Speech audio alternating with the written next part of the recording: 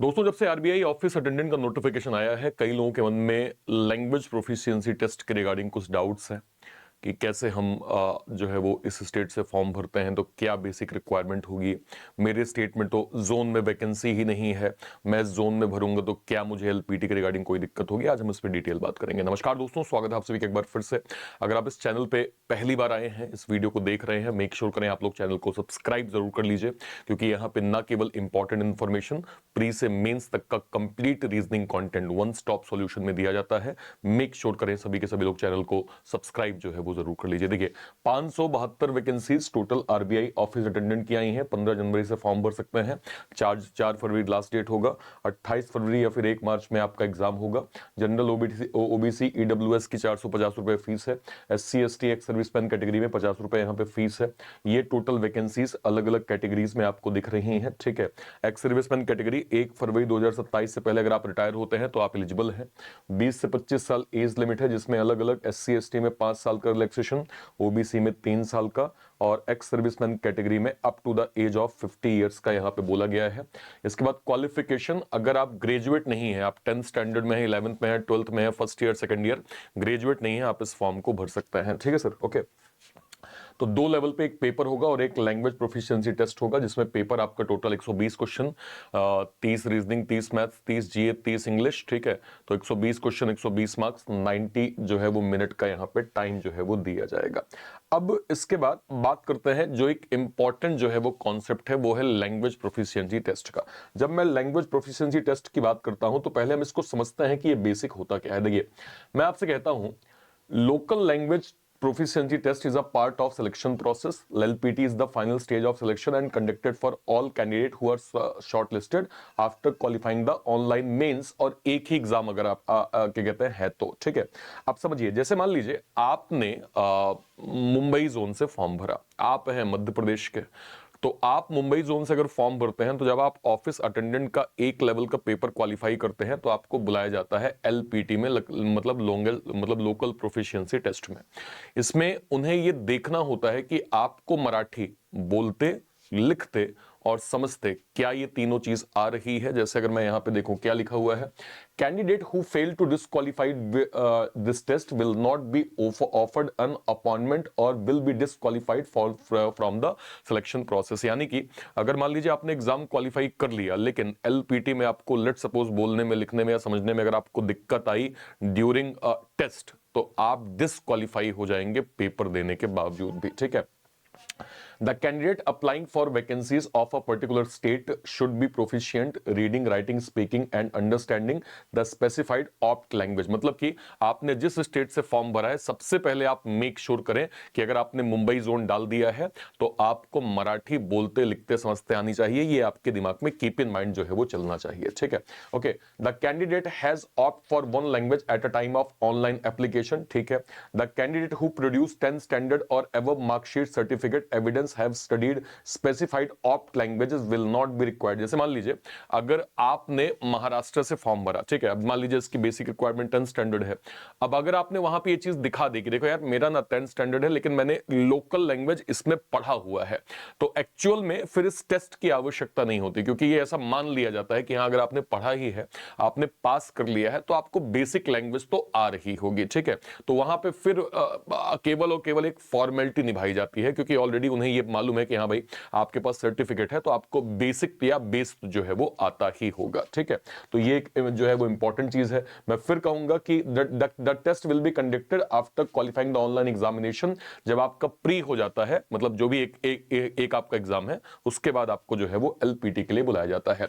The test for knowledge of the specified of local language will be conducted as the part of selection process by independent body or the bank और will be mark based and qualifying in nature. मतलब कि जो आपका local language test है, ये qualifying in nature, इसका marks आपका overall counting में नहीं काउंट होता है। बस ये देखा जाता है कि जितना एक क्वालिफाइंग स्कोर है, बस आप उतना क्लियर कर लीजिए।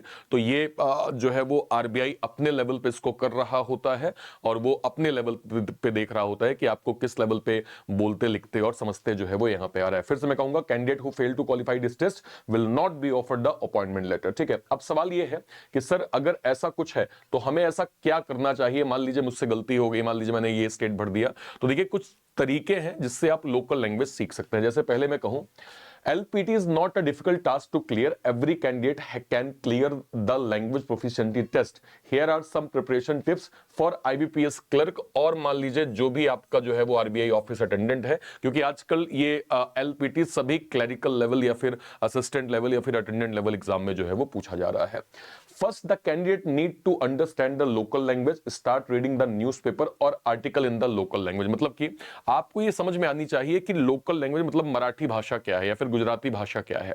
इसके लिए आप लोकल पेपर का सहारा ले सकते हैं, लोकल आर्टिकल्स का सहारा ले सकते हैं। इसके बाद आप क्या कर सकते हैं, and practice the writing paragraph. जैसे आपने लोकल लैंग्वेज काफी हद तक सीख ली, तो थोड़ा बहुत लिखने की भी कोशिश करिए ताकि आपको समझ में आए कि आप जो समझ रहे हैं वो आपकी लिखावट में कितनी अच्छी हो रही है, जो आप पढ़ रहे हैं उसको अंडरस्टैंड आप कितना कर रहे हैं।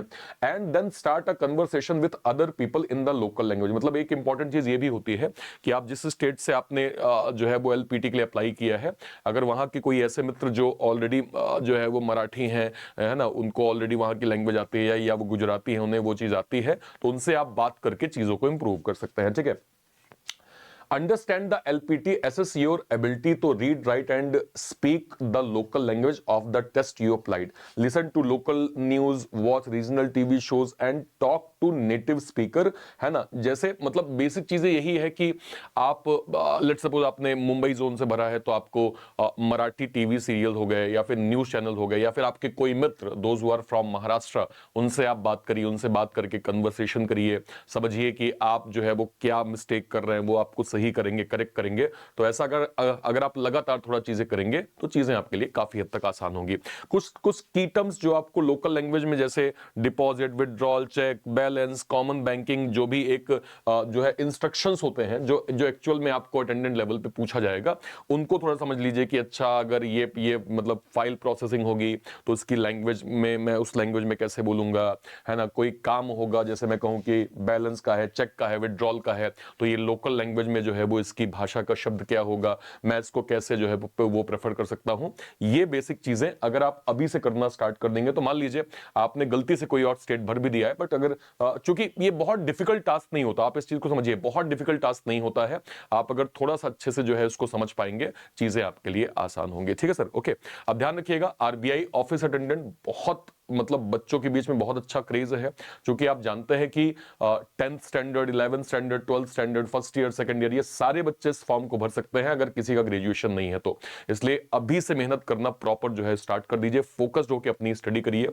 इसको ध्यान में रखते हुए एग्जाम ट्यून ने लॉन्च किया है स्पेशली डेडिकेटेड अवतार 2.0 बैच। इस बैच में सर कंप्लीट हम स्टडी बिल्कुल बेस से कर रहे हैं, और कंप्लीट जो हमारे स्टूडेंट्स हैं, चाहे 10th स्टैंडर्ड के हैं, 11th के हैं, 12th के हैं, फर्स्ट ईयर के हैं, सेकंड ईयर के हैं, उन सभी को एकदम एक्यूट लेवल जो आपको आरबीआई अटेंडेंट का कंटेंट जेन्युइन चाहिए, वो सब आपको इस बैच के अंदर प्रॉपर जो है वो मिल जाएगा।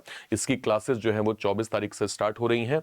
इस नंबर पे आप टीम से हमारे बात कर सकते हैं, इस नंबर पे आप टीम से बात करके जो है अपनी क्वेरीज का सॉल्यूशन ले सकते हैं। ये बैच आपको कहां से मिलेगा, या तो इसी वीडियो के डिस्क्रिप्शन बॉक्स में जाइए, इसी वीडियो के, या फिर आप एक काम करिए, इस चैनल के कोई भी वीडियो, लेट सपोज मान लीजिए मैं ऐसे लाइव सेक्शन में गया, लाइव सेक्शन में जाके किसी भी वीडियो पे आपने क्लिक किया, क्लिक करते ही उसके डिस्क्रिप्शन बॉक्स में आप जाएंगे, आपको जो है वो क्लास की लिंक जो है वो प्रॉपर, जैसे मान लीजिए यहां मैं गया, मान लीजिए मैंने इस पे ऐसे क्लिक किया, ठीक है, जैसे मैं इस पे क्लिक करूंगा, इसके डिस्क्रिप्शन बॉक्स में जैसे मैं यहां पे जाऊंगा, तो आप देख पा रहे होंगे कि आपको यहां पे अवतार का जो है वो बैच यहां पे इस प्रकार से मिल जाएगा।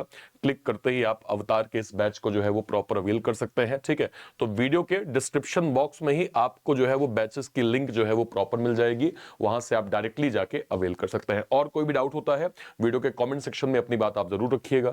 टिल देन, तब तक के लिए थैंक यू सो मच। जय हिंद, जय भारत, थैंक यू।